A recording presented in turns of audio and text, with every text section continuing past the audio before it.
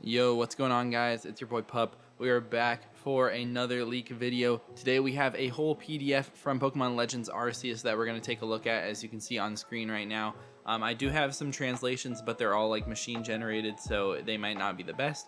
This whole thing is in Japanese, so this is better than what you're going to get. But we have 40 pages in this PDF right here, and this is basically about, I think it's like telling people, the whole idea for Legends Arceus. Let's go over it. First slide, nothing really important. Second slide, they're talking about in 2021, I'm considering sending out a new Pokemon work. I would like to explain the outline, blah, blah, blah. Slide 3, consider the conventional development timing. A Diamond and Pearl remake can be anticipated, but we're not going to do it, basically. We're going to challenge ourselves with some innovations to create and serve as the technical foundation for the future series of Pokemon. It's going to be conscious of the original setting, but will break away and develop a main story on a different axis with different worldview and gameplay. Slide 4. The main target is overseas core gamers. So, people that are super into it.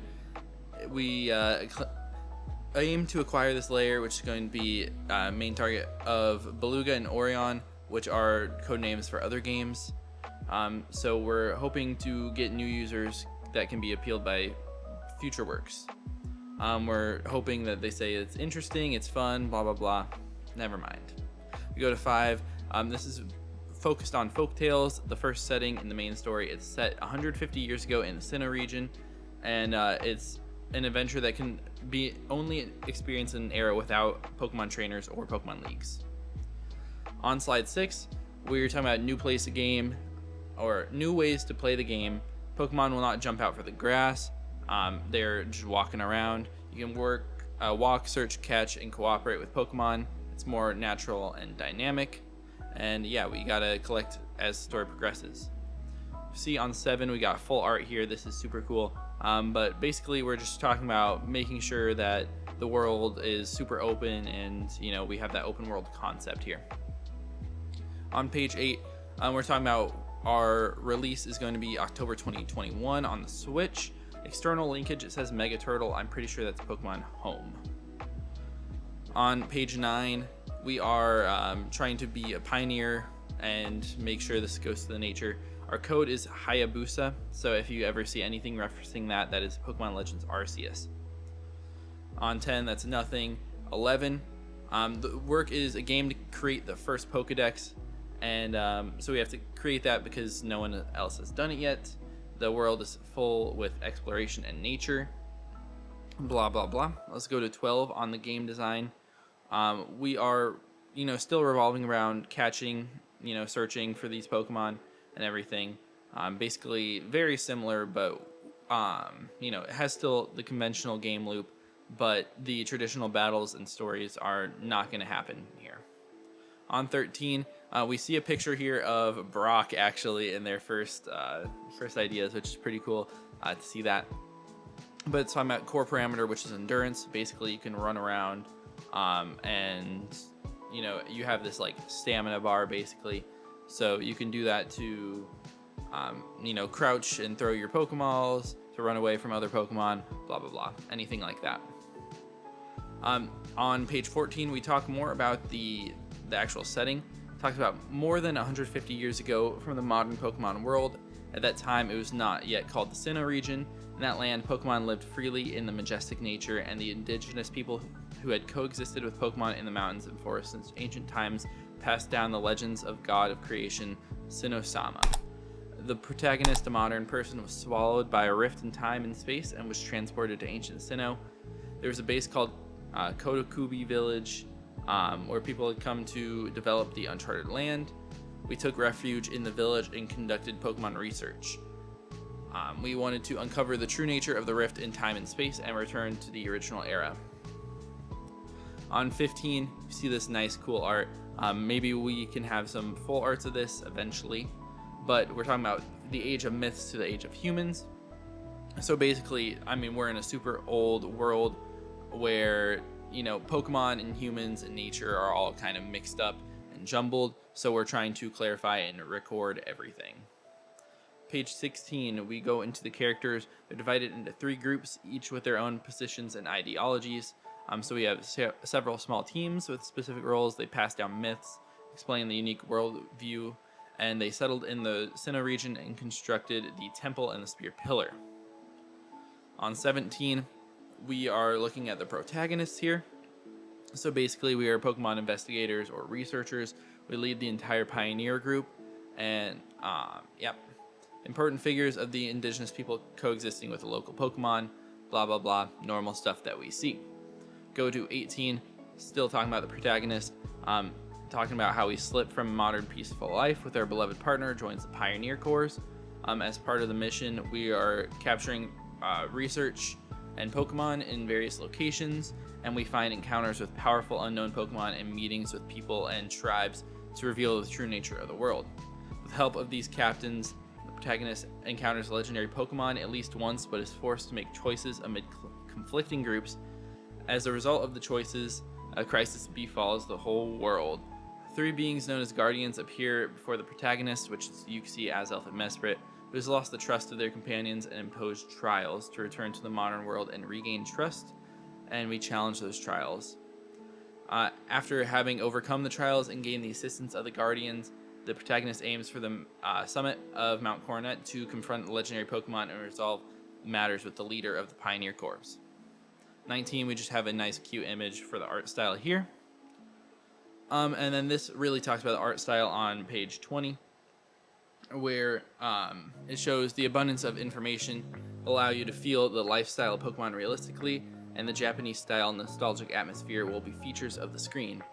They're talking about specific colors such as navy blue and milky white as their theme, with kind of rough expressions and gradients with strong shading to make it completely different from Orion, which is Scarlet and Violet, to this game.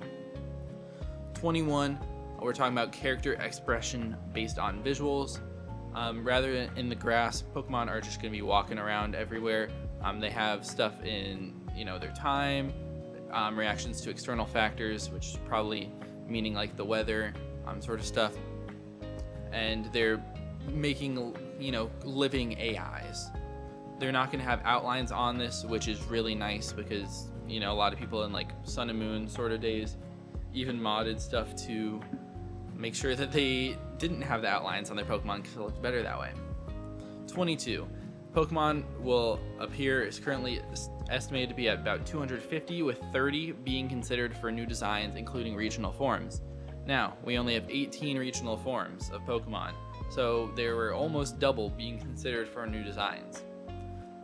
We also see the initial 3 Pokemon as regional forms, which they look pretty rough. The Hisuian Typhlosion is not too bad. The Decidueye is okay, and then Samurott, what is that mon doing? 23. Look at the world map. So we get 2 big pictures of nice maps here, which is nice. We create 5 different regions based on natural motifs and themes of Pokemon distribution and create landscapes that will be generated by the activities of Pokemon. It's basically like a safari park where we can have a bunch of different, very, very different areas. It's talking about the movement between regions is quote unquote a hop, meaning that it's not seamless. You basically just, go there through a black screen.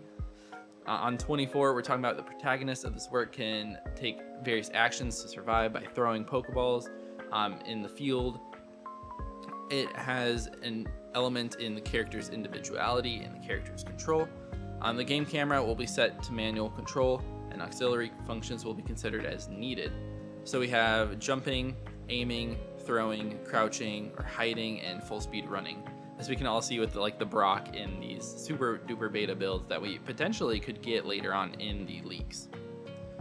Here it talks about the capture on page 25. Capture in work is done directly in the field. Aiming and hitting the ball directly is the method to catch Pokemon. Techniques for successful capture, the following can be mentioned. So we understand the ecology, choose favorable weather and time, combining positioning and field actions, so like being behind it or being hidden. Collaborating with your team to bring it into battle and weaken it, which is something that we don't really see in the games. Inducing with collected materials and enhancing ball performance, okay. and it's possible to predict whether it seems catchable or not. It can create the thrill of just being out of reach or somewhat catchable. Page 26, we are looking at about the battles. They are more seamless than before, where we don't really enter a cutscene to get into a battle. It's just straight in the fields. We incorporate positioning and train our actions into techniques, so we have a wild combat scene with high real-time thinking. Battles are a place that forms the value of Pokemon, and we really need it in the game. Obviously, makes sense. But they say that repeating battles is not necessarily the core of the game, so you don't need to just sit there and grind out battles all day for your only trainer stuff. On 27 here, we're looking at crafting Pokeballs, so we can combine various materials to create balls and traps that are advantageous for capturing. Materials are paid as a reward for field work. Through crafting, knowledge and information are transformed into techniques. We want to supplement the ecology of Pokemon through crafting and make it something that consciously remains in memory. 28, we talk about regional kings, or alpha Pokemon as we know them.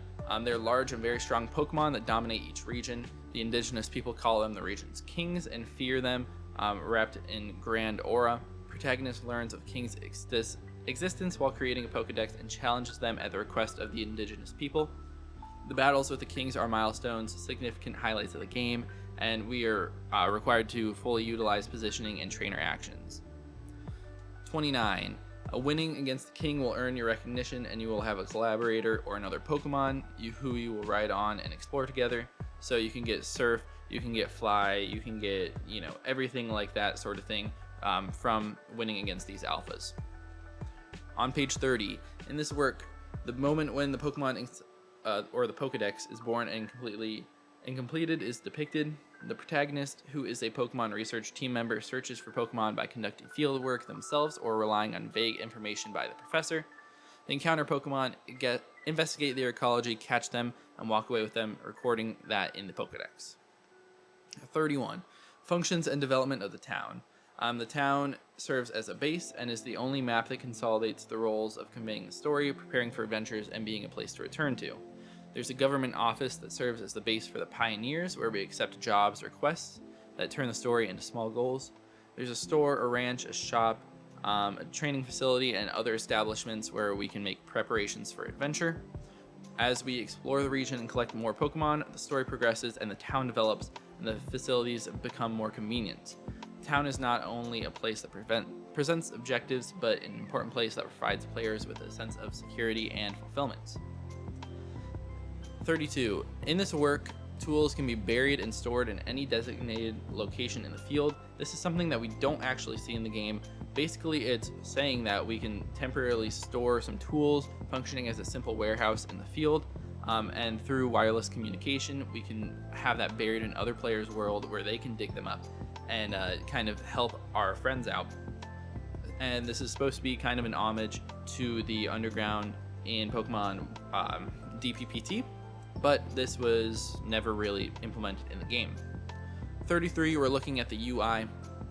Basically, they want this to be played in TV mode with two hands, probably two Joy-Cons sort of thing, and prioritize overall unity over operations and appearances that fit individual apps. Interesting. 34, the sound. So this is to create memorable sounds and complement the appearance of a world that cannot be expressed with pictures or words. They need some sort of vibrant world expression. Sounds emitted from objects in this game will be developed with the overall decision to express everything in 3D sound. Makes sense. 35, nothing on here.